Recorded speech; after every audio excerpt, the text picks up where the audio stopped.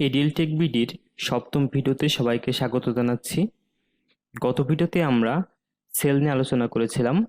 এই ভিডিওতে আমরা স্টক ট্রান্সফার নিয়ে আলোচনা করব। আমরা প্রথমেই স্টকে চলে যাচ্ছি। স্টকের ভিতরে আমরা দুইটি সাবমেনু দেখতে পাবো। এখানে আছে list stock transfer and add stock transfer. আমরা লিস্ট স্টক ট্রান্সফারে চলে যাচ্ছি।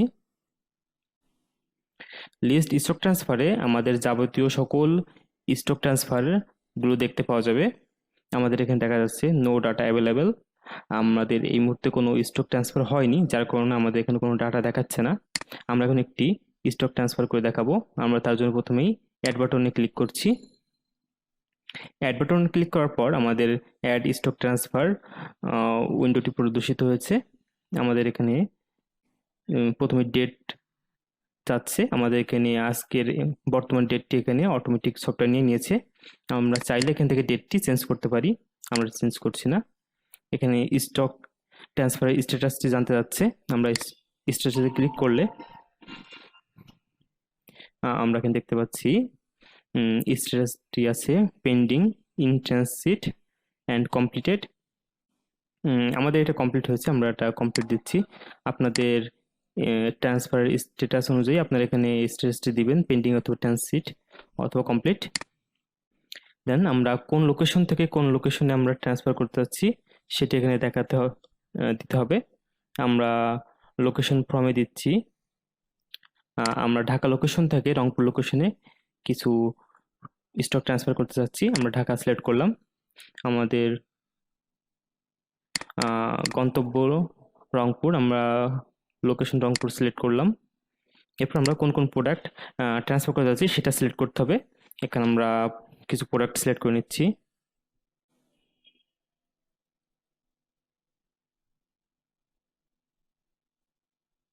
ওকে, আমাদের প্রোডাক্ট সিলেক্ট হয়ে গেছে। আমরা কিছু সুগার ট্রান্সফার করতে যাচ্ছি। আমরা এখানে 100 কেজি পাঠাবো।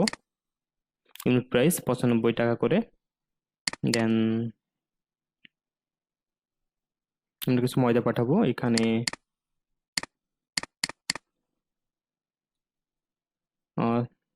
তো দেখা যাচ্ছে আমাদের এখানে জাস্ট 96 কেজি অ্যাভেলেবেল আছে। আমরা 100 কেজি পাঠাতে পারবো না।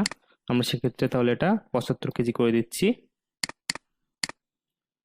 ওকে, দেন আমরা এই স্টকগুলো আমরা রংপুরে পাঠাতে যাচ্ছি। এখানে যদি শিপিং চার্জ থাকে সেটা এখানে দিতে হবে। আমাদের এখানে শিপিং চার্জ অ্যারাউন্ড 1500 টাকা খরচ হবে। কোনো অ্যাডিশনাল নোটস থাকলে আমরা এখানে দিতে পারি।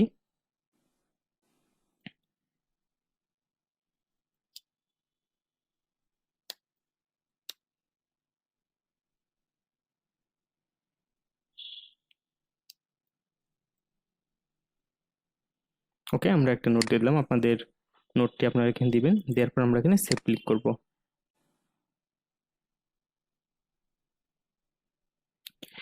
দেখতে পাচ্ছি আমাদের স্টক ট্রান্সফারটি অ্যাডেড সাকসেসফুলি। আমাদের লিস্টে আমরা স্টক ট্রান্সফারটি দেখতে পাচ্ছি। তো এটি ছিল আমাদের স্টক ট্রান্সফার। এখন আমরা যাচ্ছি স্টক অ্যাডজাস্টমেন্টে। স্টক অ্যাডজাস্টমেন্টের ভিতরে আমরা দুইটি সাবমেনু দেখতে পাচ্ছি। এখানে আছে list stock adjustment and add stock adjustment. আমরা লিস্ট স্টক অ্যাডজাস্টমেন্টে চলে যাচ্ছি। তার আগে বলে রাখি স্টক অ্যাডজাস্টমেন্টটা কি। আমাদের স্টকে যখন অনেকগুলো মালামাল থাকে কিংবা প্রোডাক্ট, তখন কিছু কিছু প্রোডাক্ট ড্যামেজ হতে পারে, কিছু হারিয়ে যেতে পারে, কিছু নষ্ট হয়ে যেতে পারে। তো সেক্ষেত্রে আমাদেরকে ওইটা সফটওয়্যারের থেকে অ্যাডজাস্ট করার প্রয়োজন হয়। যেমন ধরলাম আমার 100 পিস কাপড় আছে কিংবা 100 কার্টুন একটা প্রোডাক্ট আছে, তার ভিতরে 2টা কার্টুন ইঁদুরে কেটে দিল, যার কারণে এটা নষ্ট হয়ে গেল। আমার সফটওয়্যারে 100 পিসই আছে, কিন্তু আমার ফিজিক্যালি প্রোডাক্ট ভালো প্রোডাক্ট আছে মাত্র 98 পিস কিংবা 95 পিস, আর 5 পিস ড্যামেজ হয়েছে। সেটা কিন্তু আমরা সেল দেখাতে পারবো না। সেক্ষেত্রে আমরা স্টক অ্যাডজাস্টমেন্ট করব। কিংবা এটা চুরি হয়ে গেল, সেটা আমরা স্টক অ্যাডজাস্ট করে নিতে পারি। তো আমরা স্টক অ্যাডজাস্টের জন্য আমরা এখানে আমাদের লিস্টে দেখতে পাবো স্টক অ্যাডজাস্টমেন্টের সকল লিস্ট, যে কতবার কি কি প্রোডাক্ট অ্যাডজাস্ট করা হয়েছে সেই লিস্ট আমরা এখানে দেখতে পাবো। আমরা নতুন স্টক অ্যাডজাস্ট করতে চাইলে আমরা এখানে অ্যাড বাটনে ক্লিক করব, অথবা এখানে অ্যাড স্টক অ্যাডজাস্টমেন্টে ক্লিক করলেও চলবে। আমরা অ্যাডে ক্লিক করছি। অ্যাড ক্লিক করার পর আমাদের লোকেশনটি জানতে চাচ্ছে, যেহেতু আমি এখন অ্যাডমিন মোডে আছি তাই আমার এখানে লোকেশনটি জানতে চাচ্ছে। আমরা যখন কোনো ইন্ডিভিজুয়াল ব্রাঞ্চে লগ ইন করবো তখন আমাদের এই অপশনটি চাবে না। আমরা ঢাকা লোকেশন থেকে স্টক অ্যাডজাস্ট করতে যাচ্ছি। টাইপটি জানতে চাচ্ছে, এটা নর্মাল, আমরা সবই নর্মাল দিব। আমরা কোন প্রোডাক্টটি অ্যাডজাস্ট করতে যাচ্ছি, আমরা ধরলাম ওয়াটার বোতল কিছু নষ্ট হয়ে গেছে। আমাদের 7 পিস ওয়াটার বোতল ফেটে গেছে, যার কারণে গাড়ি থেকে নামানোর সময় ফেটে গেছে, কিন্তু আমাদের ওটা পারচেস করার পর সেটা স্টকে অ্যাড হয়েছে, কিন্তু ওটা ড্যামেজ হওয়ার কারণে আমাদের ওটা অ্যাডজাস্ট করার প্রয়োজন হচ্ছে। আমরা 7 পিস দিলাম, আমাদের পার বোতল ছিল 70 টাকা করে, আমাদের 490 টাকা লস হয়েছে। এখান থেকে কিছু রিকভার করা যায়নি। এখানে হলো ধরেন আপনার ময়দার বস্তা 50 কেজি বস্তা ছিল, সেটা গাড়ি থেকে পড়ে ড্যামেজ হয়ে গেছে, কিন্তু ড্যামেজের কারণে আপনার পুরোটাই নষ্ট হয়নি। 50 কেজির ভিতরে আপনি 30 কেজি রিকভার করতে পেরেছেন, সেটা রাস্তায় পড়েনি, ব্যবস্থাতেই ছিল। আর বাকি 20 কেজি রাস্তায় পড়ে নষ্ট হয়ে গেছে, ওটা নেওয়া যাবে না।